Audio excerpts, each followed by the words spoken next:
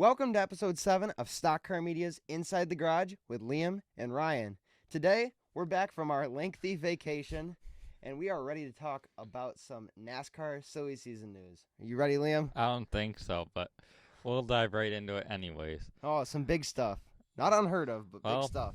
We got Brad Keselowski is finally announced that he is going to Roush Fenway Racing at the end of the season. More like Roush Fenway announced it. That's true. Because they had a whole press conference for this. At the NASCAR Hall of Fame. Yeah. So Trackhouse Racing did that. I know we didn't cover that in an earlier podcast, but Trackhouse Racing bought the charters of Chip Ganassi Racing, and Chip Ganassi Racing will be going away next year. So that was some big stuff. But they also did that at the NASCAR Hall of Fame. But back to Brad Keselowski. He's leaving his 12-year-long job over at Penske. yeah. 34 of his 35 wins in the NASCAR Cup Series came with Roger Penske. That's crazy. I wonder how the captain's feeling about this one. Cause I think he's feeling like a loser now. But Austin Cindric has been announced he will go to the 2, which is another surprising pick. But a bigger surprising pick, Matty D will not return to Wood Brothers. Who is going to be his replacement? Harrison Burton. Harrison Burton. I was Who searching for the name of Harrison Burton. That was a couple weeks ago. I forgot, but Why? Yeah. That's what I want to know. He's leaving Toyota. He's not returning to that 20 ride. I don't know. I think that was a bad pick by Wood Brothers. I wonder who's going into the 20 though in the Xfinity series. I'm calling Ty Gibbs right now. Yeah, that's the most likely candidate that I see. Unless Joe Gibbs Racing kicks Daniel Hemrick out. Then we have 2 open rides we got to fill. It'd be more likely to put Ty Gibbs in the 18 though. Yeah, they always use that number for Ty Gibbs, and when they can't, they use the 54 or the 81. Exactly. But yeah, big shift over at Penske because obviously Wood Brothers is a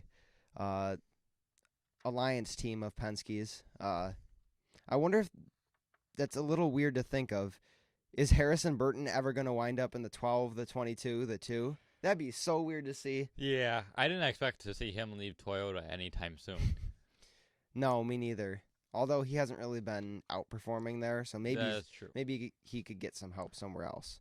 But that's not usually Ford is not usually the people who reach out a lending hand to young drivers. Really, no. They have like 1 or 2, rides. But I mean, those were already Ford drivers. Look at Cindric and Cole Custer. Yeah. Who else have we got? It's funny to Chase Briscoe. So, like last year, we would have said that Toyota has a really good hold on the young drivers. But looking at, now that Ford, they've got Harrison Burton, they've got Haley Deegan coming up from Arcata Trucks. It's only a matter of time, I think, until she makes it to Xfinity. Cup, maybe not. I'm not sure. She's going to be Kevin Harvick's replacement, is what I've heard. Yeah. I don't know. Because there's lots of rumors going around about Kevin Harvick. Yeah, we're going to dive right into that. Kevin Harvick has a management company through Kevin Harvick Incorporated. Yeah, he manages drivers. That's what that company does. And who are 2 of his Cup drivers that he manages? Ricky Stenhouse Jr. and Ryan Preece, the whole JDG Doherty gang. That's left a lot of people to wonder if Harvick will buy out JTG Doherty. Yeah, they're not having a great time over there with sponsorship and money-wise because it looks like Ryan Preece is going to be able to run the entire season, but nobody knows in reality. Right.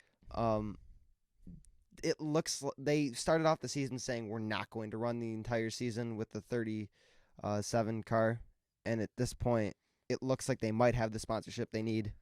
And they have been running okay, but money is definitely a struggle over there. Exactly. If Kevin Harvick jumped in and dropped a bunch of money on the team, I think it would look a lot like 2311's team. Right, exactly.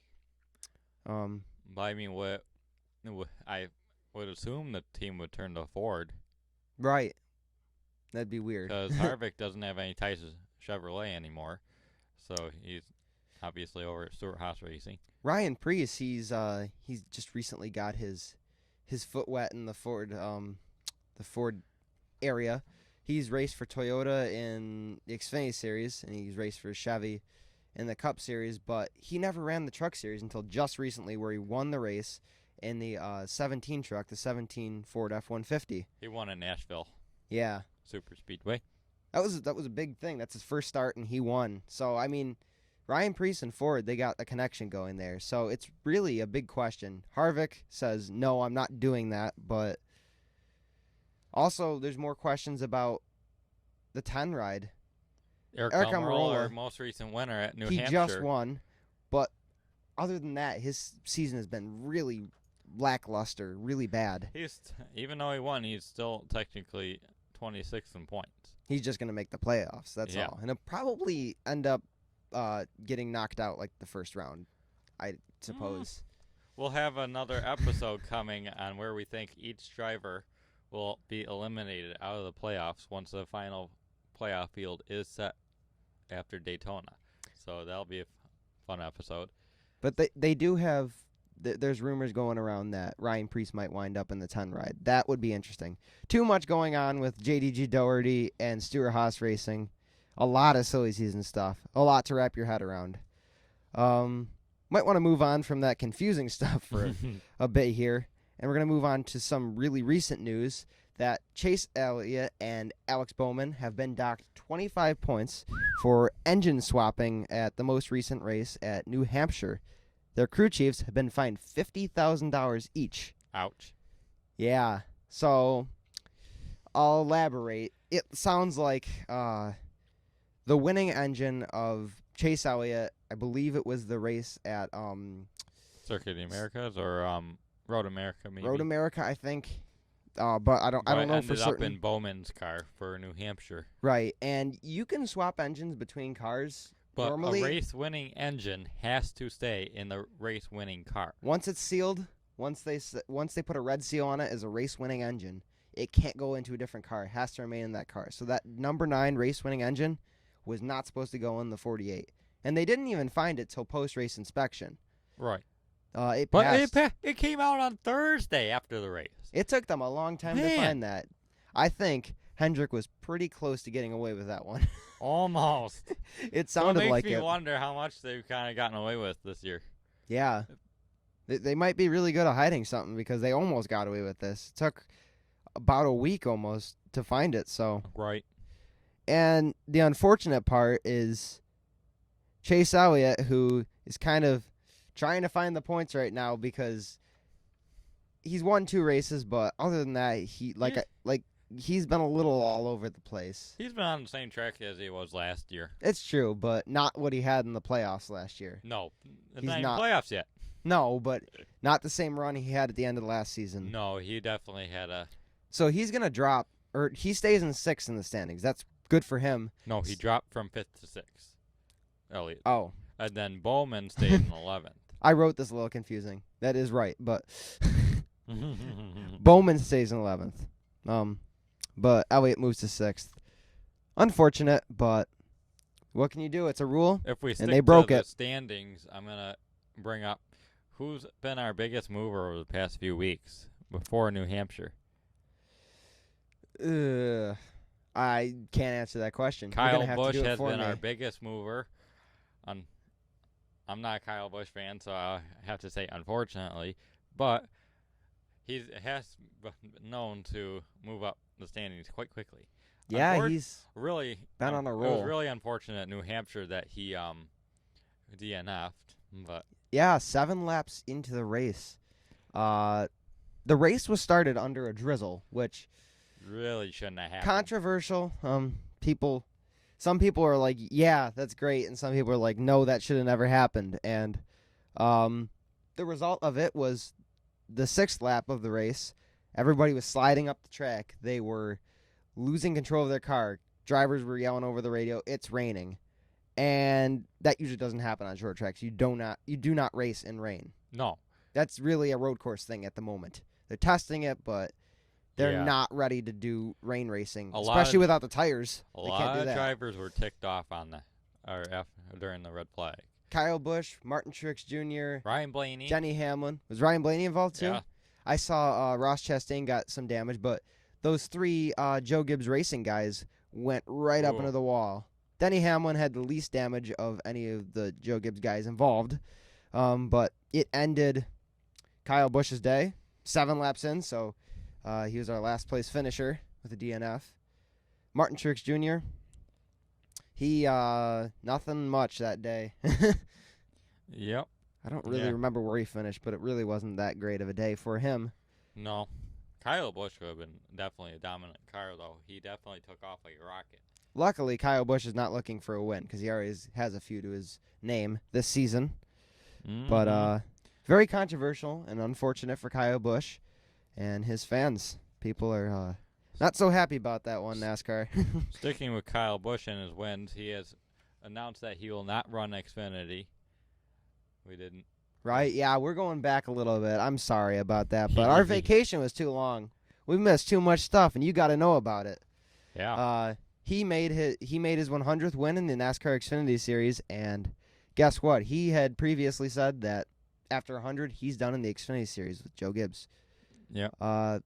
He had to fulfill his contract for the year. He had to run 2 more races, Mm-hmm. and he won the next 2 races. He won the next 2 races, and he called it quits. He hung up the helmet in the Xfinity Series, and a little bit of rumor, maybe Bubba Wallace, who's he's in the pipeline with Joe Gibbs, might do the Xfinity rides. Really? I've heard some talk about that. That'd be interesting. Because he's racing for 2311, Denny Hamlin's friend there.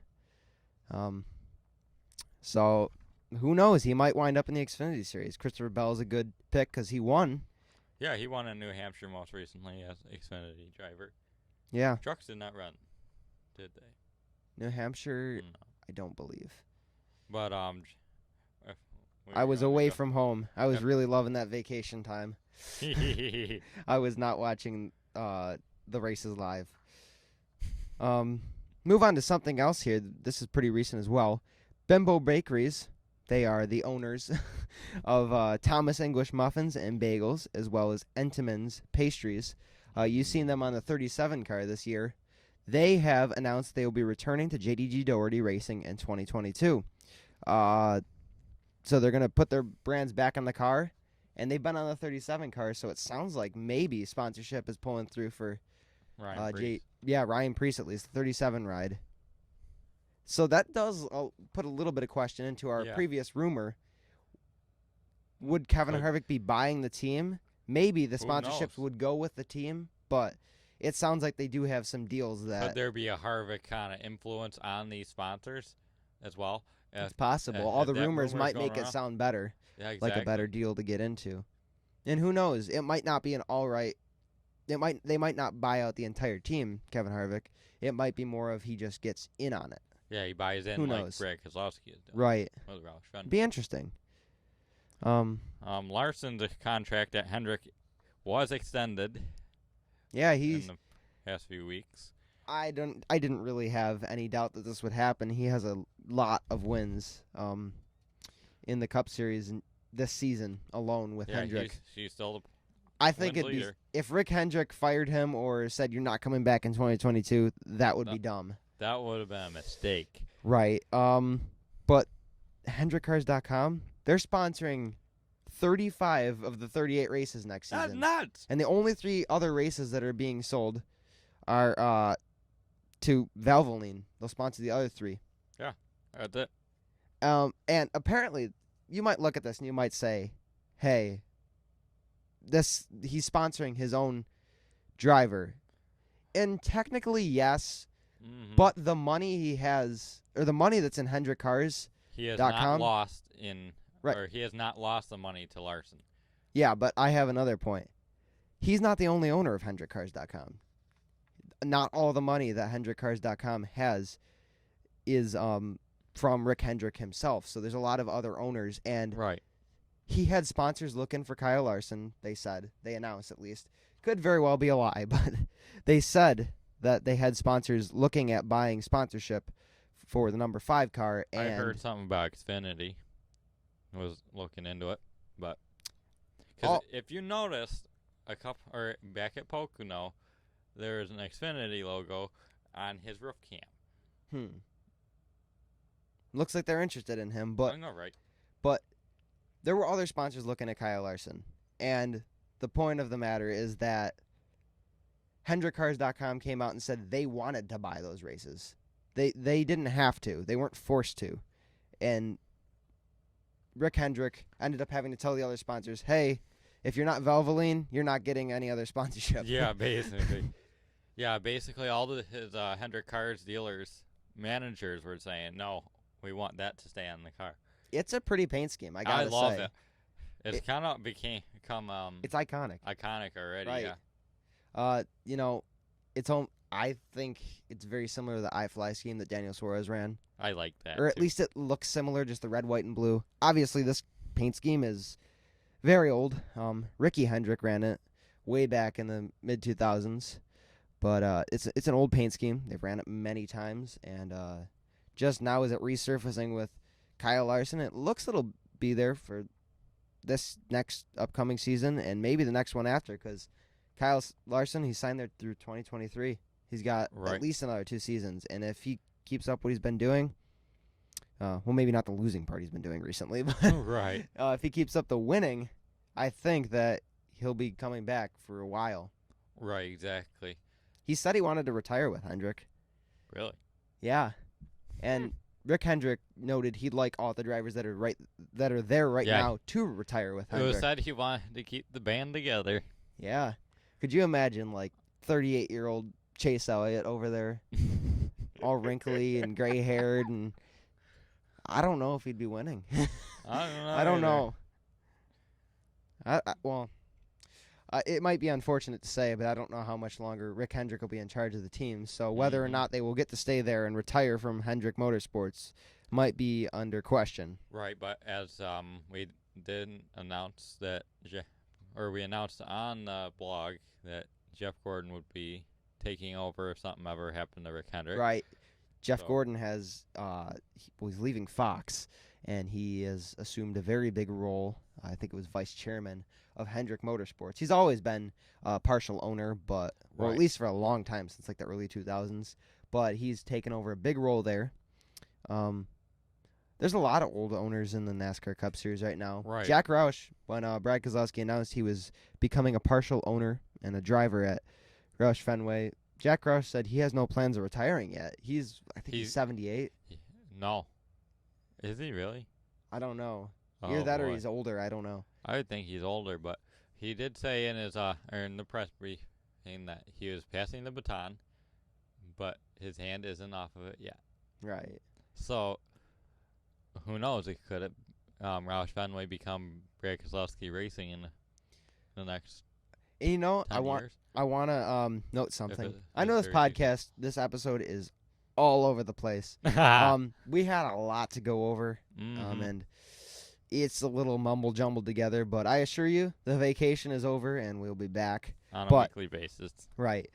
But I wanted to say that Brad Keselowski, he tweeted the other day that he'd be very happy to get back into the Truck Series. Really? He said that with Roush's help, and he just needs partnerships. He needs sponsors of some sort. Right. So exactly.